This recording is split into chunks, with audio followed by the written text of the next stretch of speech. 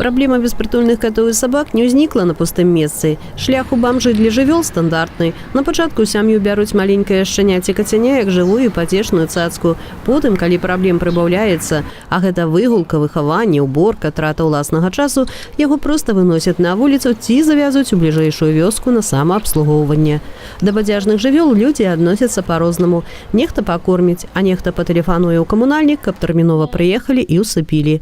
Валанцёры, якія арганізавалі таварыства па ахове братоў нашых меншых, прапановваюць свой варыянт вырашэння праблемы.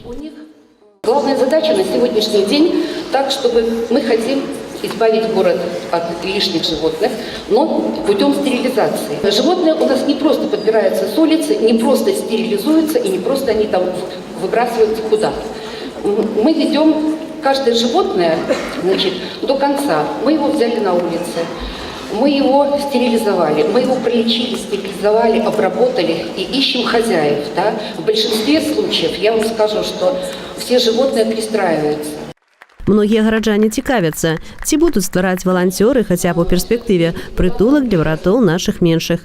Калі летам кошкі і сабакі яшчэ неяк знаходзяць сабе корм, то ў халодную пару года многія проста замярзаюць ад марозу, атрымліваюць траўмы, а вокны ў падвалы гаспадары на зіму зачыняюць. Пытаемся ли мы организовать приют? На сегодняшний день нет, потому что тогда у всех людей появится возможность, даже они не станут задумываться над тем, стоит ли что-то предпринимать самим, стоит ли пристраивать котенка или не стоит ли вообще тратить деньги на стерилизацию или кастрацию своего питомца.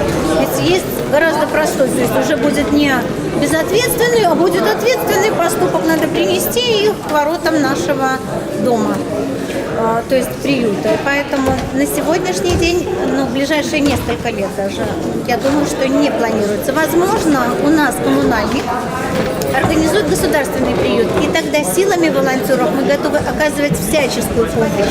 И в кормлении, и в выгуле, и в пристройстве, и все остальное. Дапамагчы беспрытульным жывёлам можа, ў прынцыпе, кожны чалавек, незалежна ад узросту і прафесіі. Варыянтаў некалькі. Можна зазірнуць у ветлячэбніцу па вуліцы Валынца, 12 і пакінуць на так званым чароўным століку кармы, лекавыя прэпараты, ашэйнікі, папонкі. Можна раздаць лістоўкі, буклеты і візіткі. Можна проста расказаць сябрам і знаёмым пра работу таварыства.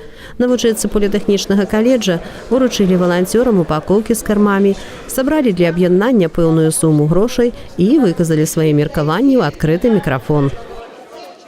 Сегодня мы узнали очень важный урок гуманного обращения с животными, что самое главное – это внимание. И мы очень бы хотели стать частью вашей организации и всячески его поддерживать. Я понял, что не надо сидеть и ждать, пока проблемы бездомных животных решат другие люди. Нужно брать и самому решать их.